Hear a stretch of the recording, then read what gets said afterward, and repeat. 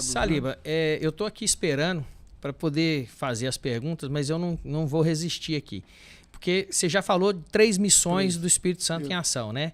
Diversificação da economia, preparação da mão de obra, né, disponibilidade da mão de obra e a questão da logística.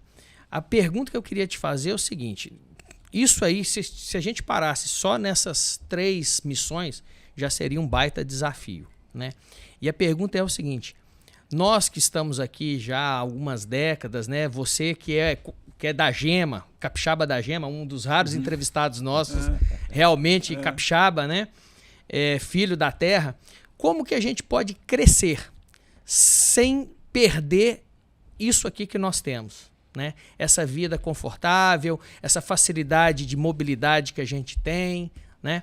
Porque para ter a disponibilidade da mão de obra para o crescimento, mais pessoas, fora as pessoas que nascem aqui, outras pessoas de fora terão que vir e terão que ser abraçadas pelo Estado. Eu acho essa pergunta fantástica, mas vou responder daqui a pouco. Eu vou continuar aqui nas missões, que eu vou voltar, porque essa pergunta ela vai permear todos os temas que eu falo. A 4ª missão, que eu acho que está muito ligado aqui, é a transição energética, né? É a gente ter um Estado em que ele vai estar preparado para essa transição energética, né? E aí não dá para a gente discutir temas isolados, mas a gente tem que olhar o contexto como um todo, né? Como é que nós nos preparamos para as condições climáticas adversas. Não dá para dizer que vai ser, não, já está sendo. Esse 4º tema aí é o que você mais domina, né? É isso. Afinal de contas, sua carreira toda aí na EDP. Então, assim, a gente precisa olhar as cidades, né, de uma visão mais macro. Às vezes, você está deslocando aí, a gente vê que você para no sinal e demora um tempão aquele sinal. Quer dizer, nós precisamos, desde o detalhe de semáforos inteligentes em que você flui o trânsito, então você diminui a emissão de gás carbônico. Colocar uma IAzinha no controle desses semáforos, né? Exato. Então, assim, usar a tecnologia, usar o CDMEC aí, né, criando essas coisas. Mas a gente tem uma frota agrícola que ninguém discute. Está toda ainda a combustão. Então, temos um caminho imenso. E o Estado do Espírito Santo tem uma participação agrícola importante, né? A gente precisa... a gente está vendo as bicicletas elétricas, que hoje acabam gerando ruído, mas que é uma solução fantástica. O que nós precisamos é preparar as cidades para que a gente possa ter a convivência das bicicletas elétricas. Então, assim, esses temas... Por isso eu guardei essa pergunta do Senna, que eu acho que vai ser muito legal a gente poder abordar ela, mas a transição energética ela é muito ampla, né? Ela dá margem para a gente fazer muitas coisas, né?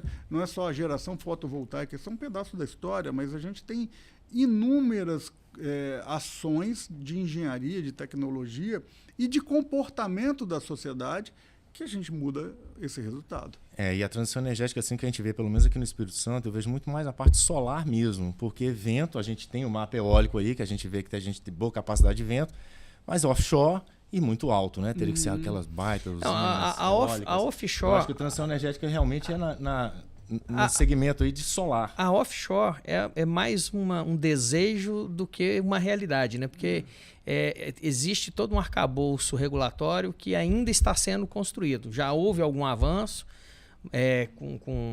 no licenciamento desses empreendimentos, mas agora, com esse problema aí do despacho de intermitente, né?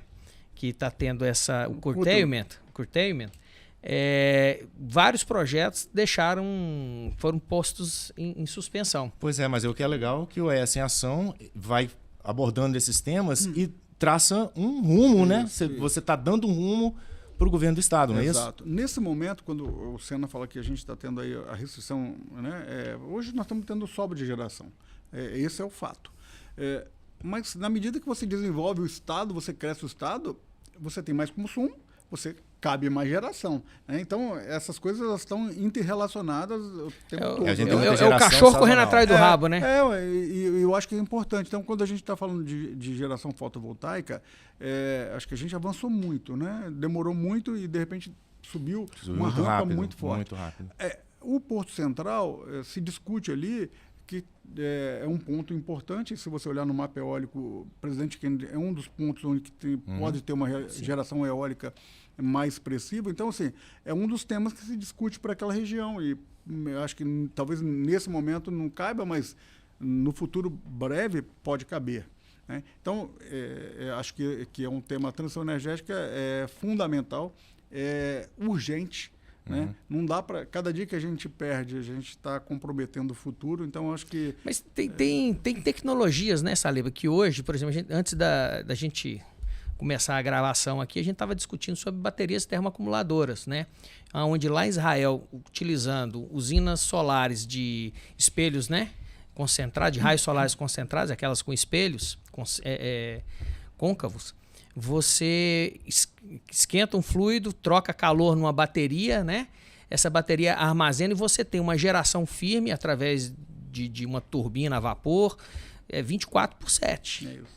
Né? Então, é questão, talvez, da gente dar um passo além nessas renováveis aí. Sem dúvida. Acho que o armazenamento vai ser o segundo fator. Primeiro, a gente teve assim, essa expansão muito rápida do solar, né? Demorou um tempo, mas quando começou, ele disparou.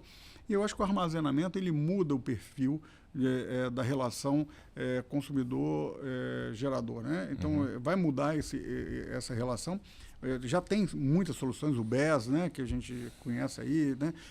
Soluções que podem ser aplicadas. Só para o pessoal entender aqui, o BES é um sistema de armazenamento de energia em baterias de lítio, né? Isso. É porque a gente fala os termos técnicos e o pessoal, o telespectador nosso precisa entender. É muito importante a gente fazer essas traduções, né? Porque a gente acaba... Mas, assim, acho que tem várias soluções. Hoje, acho que solução tecnológica existe para praticamente tudo, né? Então a gente tem que aplicar, viabilizar custo-benefício e nós vamos ver assim, essas coisas elas vão por ondas, né? Então tivemos essa onda agora solar muito forte, eu acho que vai entrar uma onda de baterias na sequência, isso vai equilibrando carga, consumo, que é fundamental e não dá para a gente colocar o sistema das distribuidoras, o sistema interligado nacional, em risco, né? E nesse planejamento do ES em Ação, o 2035, ele aborda todos esses temas. Todos esses temas estão lá, né, dentro da transição energética. E o último tema, a última missão, para a gente poder então entrar, é um Estado ágil e inteligente. Então, a gente precisa ter um Estado que tenha gestão, que tenha equilíbrio, que ela esteja preparado para receber novas empresas de uma forma acolhedora, no sentido mais amplo. Não dá para você ficar 2, 3 anos para ter um licenciamento ambiental. Isso não significa que você vai abrir mão dos temas ambientais que o empreendedor tem que ter a responsabilidade de cumprir, né? Uma coisa é ser ágil, outra coisa é você ser irresponsável, né? São coisas bem diferentes.